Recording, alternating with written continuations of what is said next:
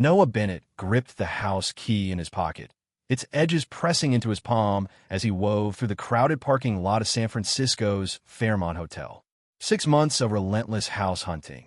Open houses, rejected offers, endless paperwork had finally paid off. He and his fiancée, Ava Morales, had secured a 3-bedroom home in a quiet Bay Area neighborhood with a top-rated school district. It wasn't the sprawling craftsman Ava had dreamed of, but Noah had convinced her it was the practical choice, a foundation for their future. Tonight, he'd surprise her at Meridian Tech's annual gala, where she'd been climbing the corporate ladder. The thought of her smile when he shared the news, escrow closed, the house was theirs, made the long fight worth it. Inside the hotel, the ballroom buzzed with energy. Noah, a 32-year-old high school math teacher, felt out of place among the tech elite, his department store suit a stark contrast to the tailored outfits around him. He scanned the room for Ava, his heart lifting at the thought of her. She'd been working late nights at Meridian, chasing a promotion that would set them up for life. Noah had supported her every step, picking up extra tutoring shifts to boost their down payment savings. He spotted her near a towering floral arrangement, her posture confident as she laughed with a man Noah recognized from Meridian's website, Liam Walsh, her boss. Noah started toward her, weaving through clusters of people holding drinks and exchanging polished small talk. Ava's laughter carried over the hum of conversation, bright and unguarded. As he got closer, he noticed Liam leaning in, his hand resting lightly on her arm. Noah slowed, something uneasy stirring in his chest. He wasn't the jealous type. Ava's ambition had always been part of what he loved about her, but the familiarity in Liam's gesture felt off. "No," a voice cut through his thoughts. He turned to see Mia Lopez, a fellow teacher from his school, standing nearby with a glass of sparkling water. Mia, also 32, taught English and had become a friend over shared lunch breaks, bonding over their love of bad puns and debates about classic novels. She'd mentioned attending the gala as a +1 for her cousin, a Meridian junior analyst. "Didn't expect to see you here," Mia said, her tone warm but teasing. "Thought you'd be grading algebra tests or celebrating that house deal." Noah grinned, relaxing slightly. "Closed escrow today. Wanted to surprise Ava with the news." Mia's eyes lit up. "That's huge. Congrats, Noah. You two must be thrilled." "Yeah," Noah said, glancing back at Ava. She hadn't noticed him yet, still deep in conversation with Liam. "Just need to steal her away from the corporate sharks for a minute." Mia followed his gaze, her expression shifting subtly. "She looks busy. Meridian's bigwigs don't mess around at these things. Want me to run interference?" Noah chuckled. "I got this. But thanks for the backup." He moved closer, catching fragments of Ava's conversation with Liam. "London next month," Liam was saying, his voice low. "We should extend it. Client meetings wrap Thursday, but I've got us booked through Sunday." Ava tilted her head, her tone playful but sharp. "That's bold, Liam. Assuming I'm free for a weekend getaway." "Liam," he corrected with a smile, his hand still on her arm. "After Tokyo, I'd say we're past formalities." Noah froze. Tokyo? Ava had told him her trip to Tokyo last month was a women's leadership summit. He'd picked her up at SFO, noticing her relaxed vibe and a faint tan she'd brushed off as hotel pool time. The memory gnawed at him now, the pieces not quite fitting. "Hey," Noah said, stepping into their circle with a forced smile. "Sorry I'm late." Ava startled, her drink nearly spilling. For a split second, her expression wasn't joy or surprise. It was something closer to panic, quickly masked. "Noah," she said, her voice a pitch higher than usual. "I didn't know you were coming. Told you this morning I'd try to make it." Noah replied, confusion creeping in. "Closing ran late, but I made it." Liam's hand slid from Ava's arm, but not before a subtle squeeze. He extended it to Noah, his grip firm, almost challenging. "Noah, right? The math teacher. Ava mentioned you might drop by." "Might?" Noah echoed, glancing at Ava. "I meant your timing was up in the air," Ava said quickly. "With the house stuff." "The house stuff?" Noah repeated, his tone flat. "You mean our first home?" "That house stuff." Liam's eyebrows lifted slightly, but his smile didn't waver. "Well, congratulations are in order then. First home's a big deal." He raised his glass. "To new beginnings." Ava clinked her glass against his, her smile tight, avoiding Noah's eyes. "New beginnings," she murmured. A woman approached, touching Liam's elbow. The VPs from Nexus want a word. Something about the Singapore deal. Duty calls, Liam said smoothly. Ava, don't forget, we need those projections finalized by midnight. His look carried weight, like projections meant more than numbers. Noah, enjoy the party. He vanished into the crowd, leaving a heavy silence. Noah turned to Ava, trying to keep things light. Projections, huh? You've been burning the midnight oil. Ava nodded, scanning the room. Work's been intense. Big quarter. You've barely been home, Noah said, keeping his voice neutral. But I've got good news. The house is officially ours. Escrow closes next week. Her face lit up, a flash of the Ava he knew. Really? Everything went through. Even the roof repairs, Noah said, relieved to see her excitement. Sellers are covering it. Plus they threw in the appliances. That's amazing, Ava said, her smile genuine for a moment. But then her phone buzzed, and her expression shifted as she glanced at the screen. I need to circulate. The Nexus folks are potential clients, and Liam wants me to... Liam again. Noah cut in, his patience thinning. Seems like you two are pretty tight. Ava's eyes narrowed. He's my boss, Noah. Networking's part of the job. You know how much this promotion means to me. To us. To us. Noah corrected, his voice firm. It was supposed to be for our future. Before she could respond, she was already moving, weaving toward a group near the bar. Noah watched her go, the house key feeling heavier in his pocket. He headed to the bar, ordering a soda to clear his head. As he sipped, a woman in a sharp blazer settled beside him. You must be Ava's fiancée, she said without preamble. I'm Sophia Walsh, Liam's soon-to-be ex-wife. Noah nearly choked. Nice to meet you. Sophia's smile was sharp, her eyes tired but calculating. Don't look so shocked. Everyone knows Liam and I are done. Ascension Island. She signaled the bartender for a drink, then turned back to Noah. You look like a man who just found out his dream house isn't what it seemed. Noah frowned. What's that supposed to mean? Sophia leaned closer, her voice low. Word of advice, check the fine print on that house. And keep an eye on your fiancé. Liam has a habit of blurring lines with his protégés. She slipped a USB drive into his hand. Emails. You might find them illuminating. Noah stared at the drive, his stomach twisting. Why are you giving me this? Let's just say I'm not a fan of history repeating itself, Sophia said, downing her drink and walking away. Noah stood frozen, the USB drive burning in his hand, the gala's noise fading into a dull roar. Ava's laughter echoed across the room, but all he could hear was the word Tokyo and a sinking feeling that his future was about to unravel. Noah Bennett's fingers tightened around a USB drive Sophia Walsh had slipped him, its weight a quiet accusation as he stood at the edge of the Fairmont Hotel's ballroom.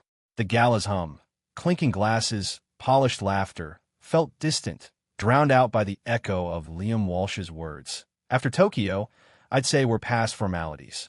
Ava's Tokyo trip, sold to Noah as a women's leadership summit, now felt like a lie.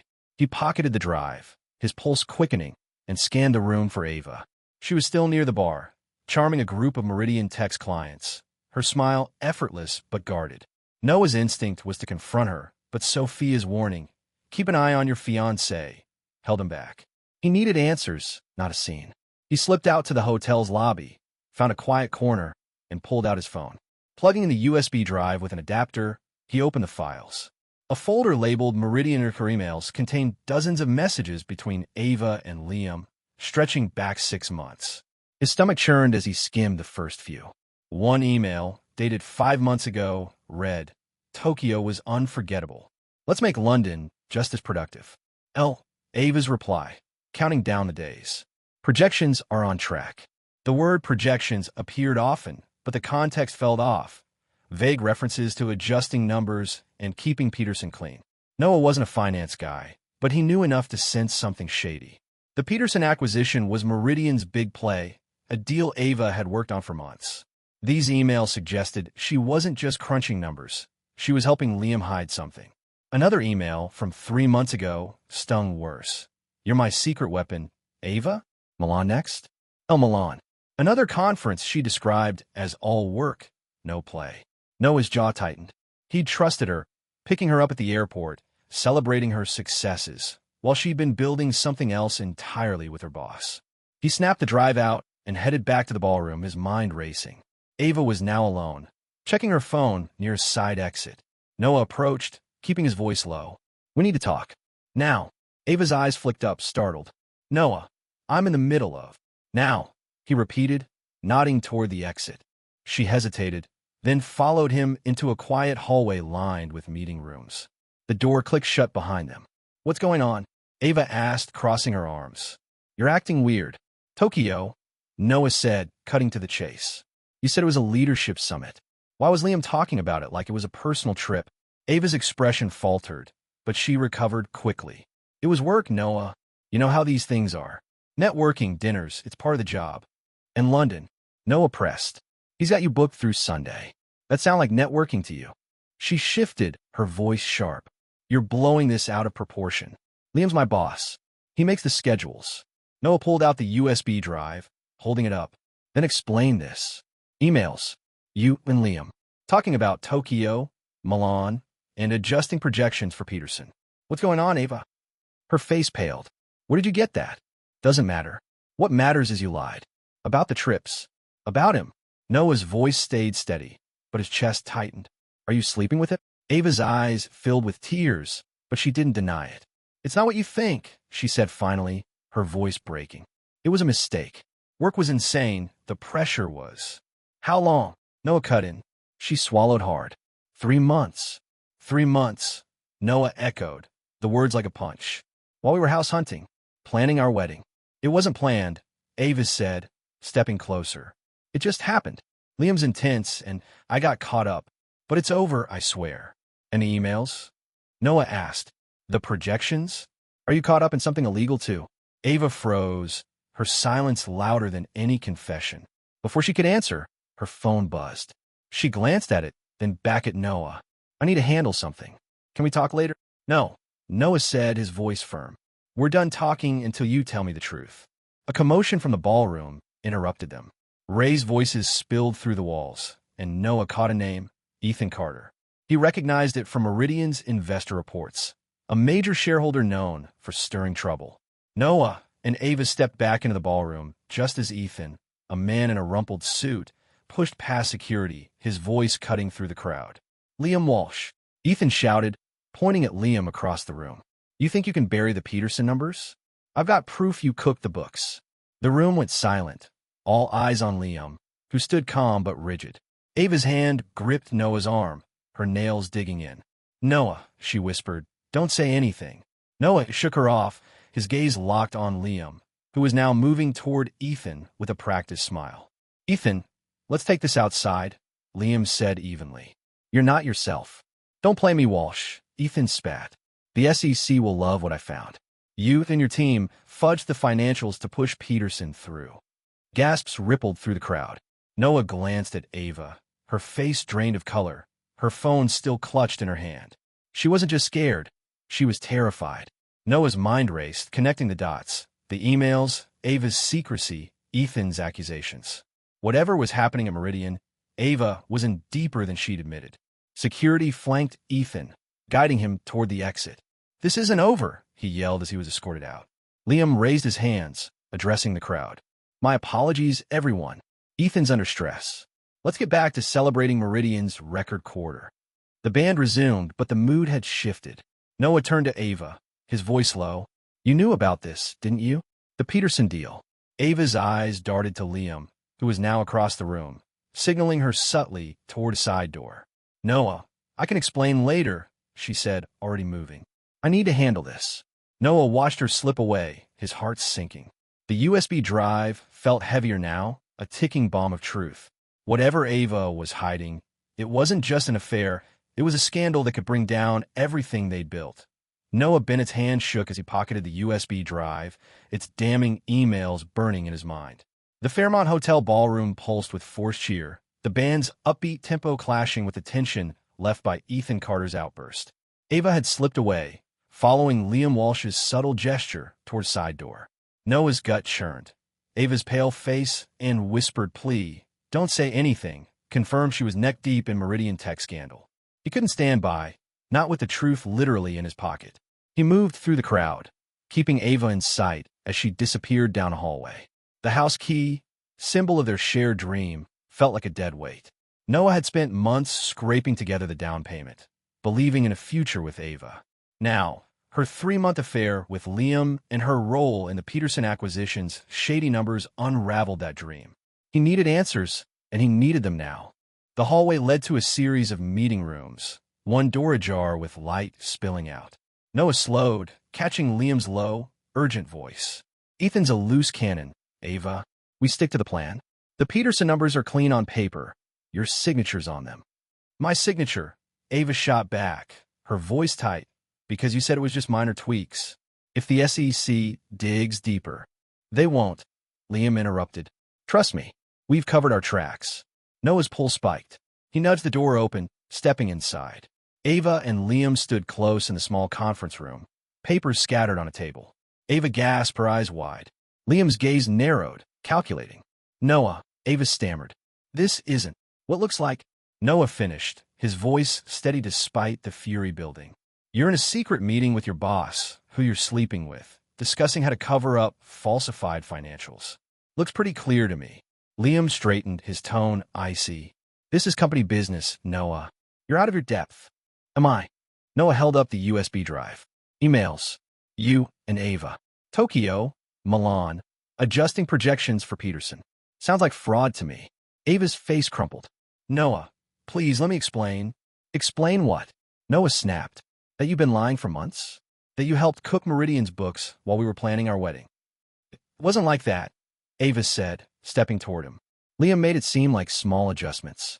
"I didn't know the full scope until it was too late." "Too late?" Noah's voice rose. "You signed off on those numbers. You went on business trips with him. How long were you going to keep me in the dark?" Liam stepped forward, his calm cracking. "You're making a mistake, Noah. Accusations like this could ruin Ava's career. Yours too, if you push it."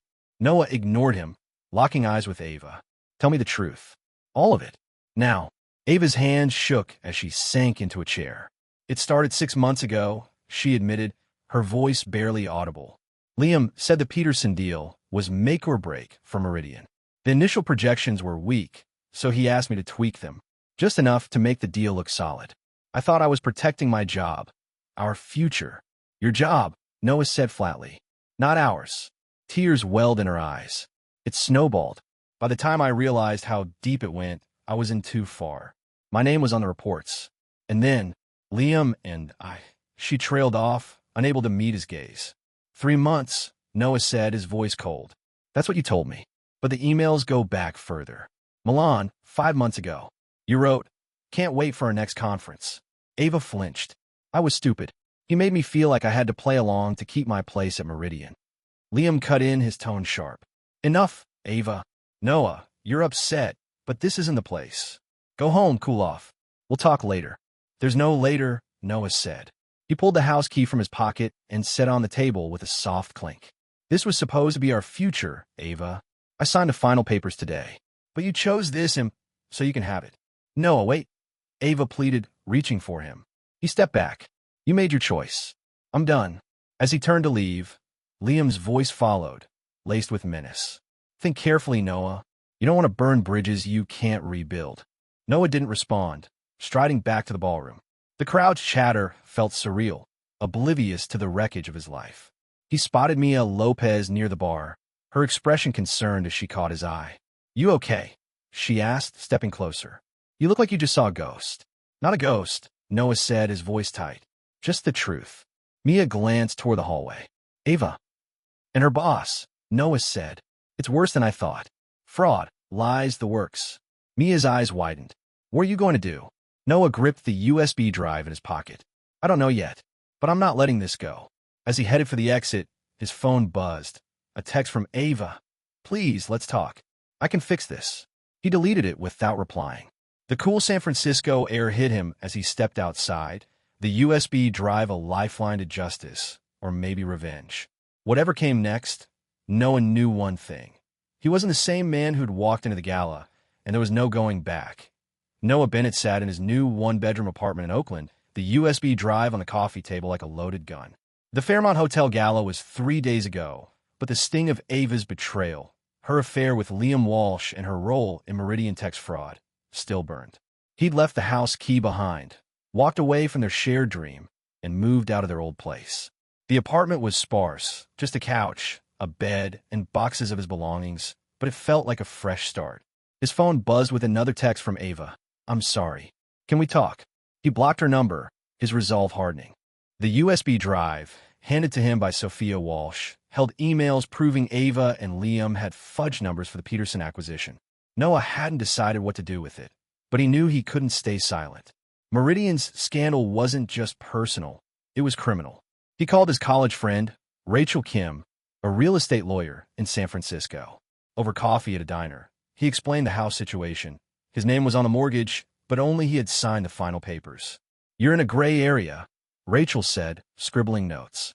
"Ava would need to qualify for the loan solo, or you sell. I could draft a proposal to force her hand." "Do it," Noah said. "I want out." Back home, he powered up his laptop and opened the USB drive again. The emails were damning. Ava suggesting ways to inflate projections, Liam praising her creativity. One line stuck out, from Ava 4 months ago. "Peterson's numbers are solid now. Let's keep it quiet until the deal closes." Noah's jaw clenched. She'd known exactly what she was doing. His phone rang, an unfamiliar number. "Noah Bennett?" a woman's voice asked. "This is Agent Carla Ruiz, FBI. We're investigating Meridian Tech for securities fraud. Can we meet?" Noah's heart raced. "How'd you get my number?" "We spoke to Sophia Walsh," Ruiz said. "She mentioned you might have information about the Peterson acquisition." Noah hesitated, the USB drive heavy in his hand. "Yeah, I've got something you'll want to see." The next day, he met Agent Ruiz at a federal building downtown. She was direct, her notepad ready. "What can you tell me about the gala at the Fairmont?" Noah recounted Ethan Carter's outburst, accusing Liam of cooking the books and Ava's panic. He described the confrontation in the meeting room, Ava's admission of tweaking numbers, and her 3-month affair with Liam. Then he handed over the USB drive. Emails between Ava Morales and Liam Walsh. They talk about falsifying Peterson's financials. Ruiz's eyes sharpened as she took the drive. "You've seen these?" "Enough to know Ava wasn't just following orders," Noah said. "She was in deep." "Did she ever discuss the fraud with you directly?" Ruiz asked. "No," Noah admitted. "Just long hours, stress. I didn't know about the affair or the numbers until the gala." Ruiz nodded. "We'll need a formal statement. This could be key to our case against Walsh and others." "I'll do it," Noah said. "But what about Ava? Is she under investigation?" "She's cooperating," Ruiz said, her tone neutral. "Resigned last week. Immunity's on the table if her testimony holds up." Noah's stomach twisted. Immunity. Ava was saving herself, likely throwing Liam under the bus. He signed the statement, detailing everything he'd seen and heard, careful not to mention Sophia's role in getting the emails. He wanted justice, not vengeance, and he let the FBI handle the rest. Back at his apartment, Rachel called. "Ava's agreed to buy out your share of the down payment. Sign these papers, and you're free of the house." Noah met Ava at a notary's office the next day.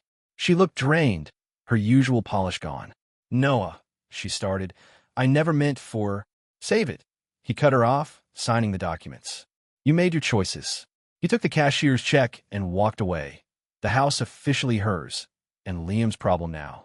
Over the next week, news broke of Meridian's stock plummeting as the FBI raided their offices. Liam Walsh and 2 executives were indicted for securities fraud and wire fraud. Ava's name stayed out of the headlines, her immunity deal holding. Noah used the buyout money to settle into his apartment and enrolled in a master's program in educational leadership, determined to build a life that was his own. One evening, Mia Lopez stopped by with takeout. She'd been a steady friend since the gala, checking in without pushing. Over burritos, Noah filled her in on the FBI meeting and the House resolution. "You did the right thing," Mia said, setting down her plate. "Handing over the evidence, walking away clean, it takes guts." "Doesn't feel like it," Noah said. "Feels like I lost everything." Mia shook her head. "You lost a lie. Now you're free to build something real." Noah managed a small smile. Mia's straightforward support was a lifeline, a reminder he wasn't alone. As they talked, he felt a spark of something new. Not romance, not yet, but possibility. The scandal was behind him, and for the first time in weeks, he looked forward instead of back. Noah Bennett stood outside a community center in Oakland, the cool evening air a sharp contrast to the lively chatter spilling from inside.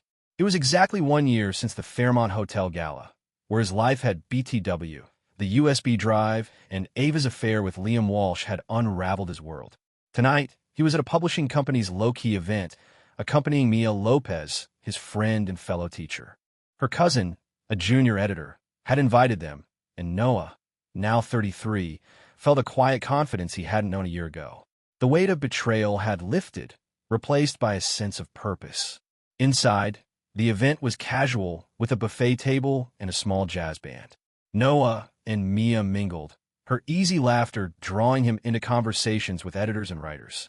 Their friendship had deepened over the year, built on shared lunches and late-night grading sessions. Mia, also 33, had a sharp wit and a knack for seeing through Noah's guarded moments. As they grabbed drinks from the bar, she nudged him. "You're quiet tonight.